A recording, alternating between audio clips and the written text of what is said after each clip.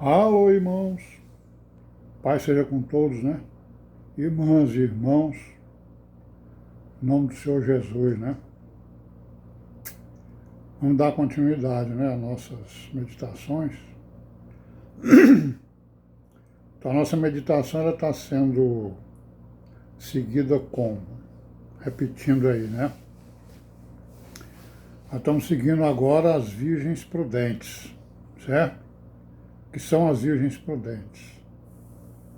É isso que nós vimos lá na parábola das virgens prudentes, que elas eram cinco virgens prudentes, né? 5 eram loucas e 5 prudentes. E nós não queremos ser loucas, nós queremos ser virgens prudentes, né? Que são aquelas virgens ou aqueles irmãos e aquelas irmãs da igreja que ouvem a palavra e a põem em prática. Certo? Mandamentos pequenos, médios e grandes. Né? Então nós vamos aprofundar aí. Nós vimos na última, no penúltimo vídeo, falamos ali sobre a acepção de pessoas, né? Quer dizer, o cristão, ele não tem acepção de pessoas, né? Quando a gente estava lá no mundo, né, a gente tinha toda a acepção de pessoa possível, certo? Então, depois que a gente se tornou uma nova criatura, nós não temos acepção de pessoas. Por quê? Porque Deus não tem acepção de pessoa. Ele chamou todas as pessoas, né? Independente de cor e de pensamento também, né? E de crença, né? Nós sabemos que os homens, eles têm as suas crenças, né? Têm os seus pensamentos, né?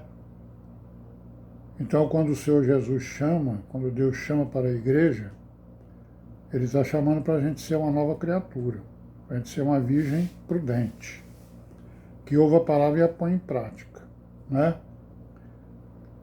Então a gente é chamado o quê? Quando nós somos chamados, nós somos umas pedras brutas, né?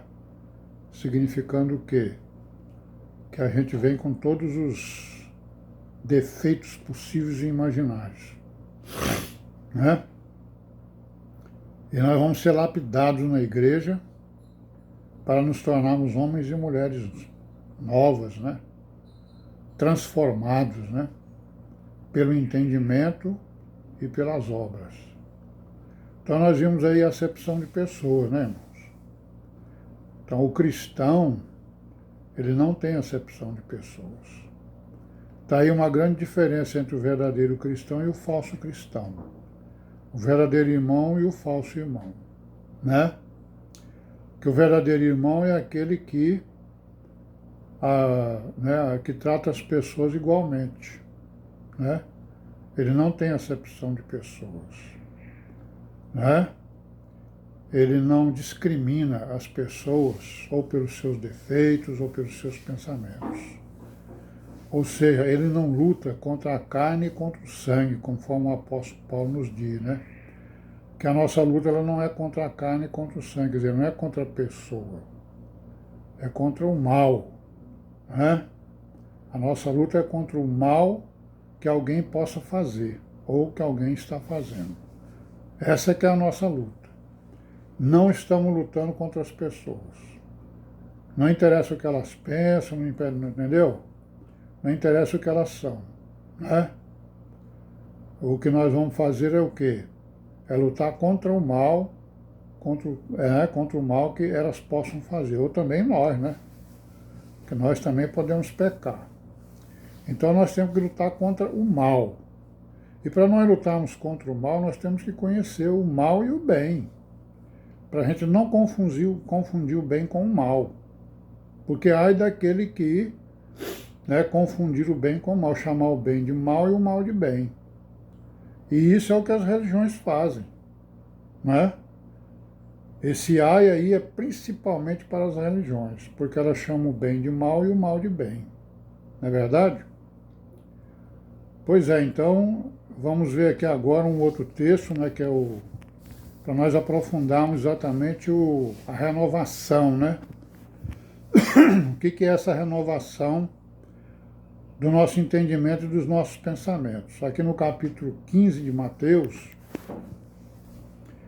nós vamos ver aqui aquele diálogo, né, que o Senhor Jesus teve com os judeus e depois com os seus discípulos, né? Capítulo 15, versículo 1, vamos ler aqui rapidamente, ele diz assim, Mateus 15, 1 em diante. Então chegaram ao pé de Jesus uns escribas e fariseus de Jerusalém, dizendo, por que transgridem os teus discípulos a tradição dos anciãos, pois não lavam as mãos quando comem pão? Olha aí, irmãos, ó, esses escribas e esses fariseus eram os religiosos daquela época, né? Estavam sentados na mesa de Moisés, falavam de Moisés, falavam de Deus, não é isso? E estava aqui chamando o mal de bem e o bem de mal. Olha o que eles estão falando aqui. Por que o discípulo de vocês não lava as mãos? Para ele, lavar as mãos era simplesmente... Não lavar as mãos era um grande pecado, um grande mal que ele estava fazendo, né? Que os discípulos e o próprio Jesus Cristo estavam fazendo. Então ele estava acusando Jesus, né? E os apóstolos de estarem pecando porque não lavaram as mãos, os religiosos. Tem alguma semelhança com os dias de hoje? Aí os religiosos acusando as pessoas de pecarem, né? Fazerem pecados e tal, e tal, e tal. Não é isso? Então, no versículo 3, o que Jesus respondeu? Ele, porém, respondendo, disse-lhes, por que transgredis vós também o mandamento de Deus pela vossa tradição? Olha aí, ó, resposta que Jesus Cristo disse.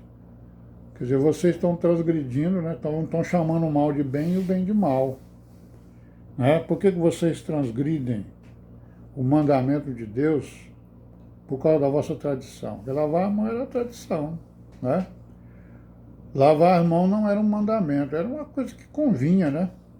Era bom lavar as mãos, não é ruim não, ficar com as mãos sujas é ruim. Mas não tem nenhum pecado nisso. Mas eles fizeram o quê? Eles estavam cobrando uma coisa, mas se esqueciam, né? De que eles estavam transgredindo a lei de Deus. Aí Jesus continua. Porque Deus ordenou dizendo, honra teu pai e tua mãe, e quem maldisser ao pai e à mãe, morra de morte. É um mandamento grande, né? Mandamento grande, honrar pai e mãe, né? E é o único mandamento que tem promessa, né? Honrar pai e mãe para que tenha vida longa sobre a terra, né? Aí ele diz assim, mas vós dizeis, então eles estão mudando o mandamento. Qualquer que disser ao pai ou à mãe, é oferta ao Senhor, que poderias aproveitar de mim, esse não precisa honrar nem pai nem mãe, certo? Então o que eles estavam fazendo? Estavam revogando uma lei, um mandamento, um grande mandamento,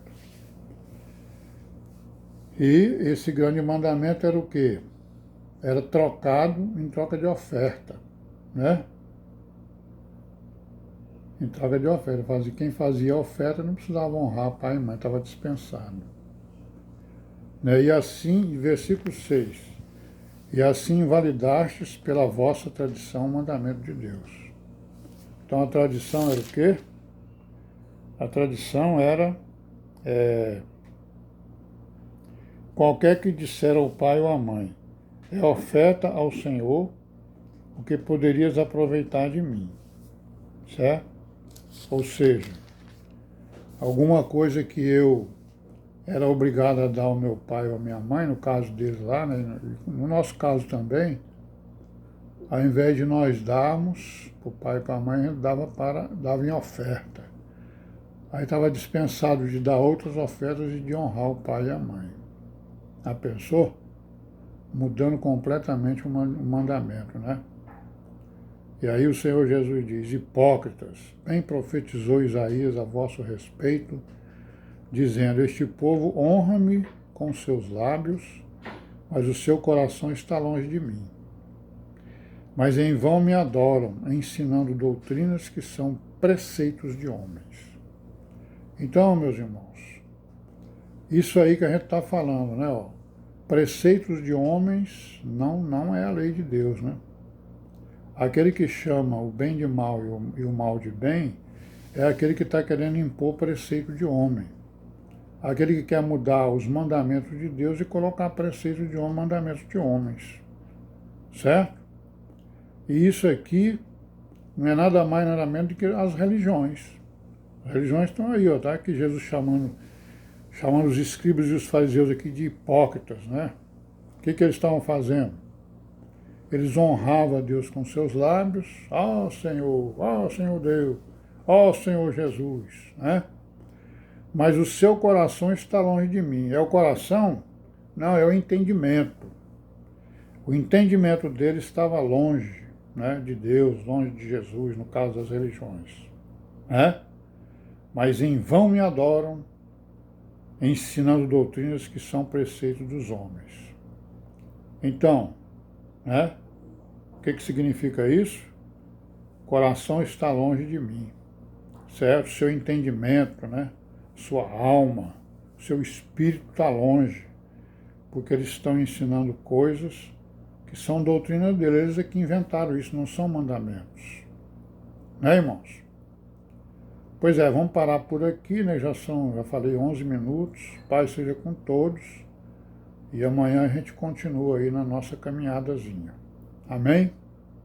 Paz seja com todos. Amém.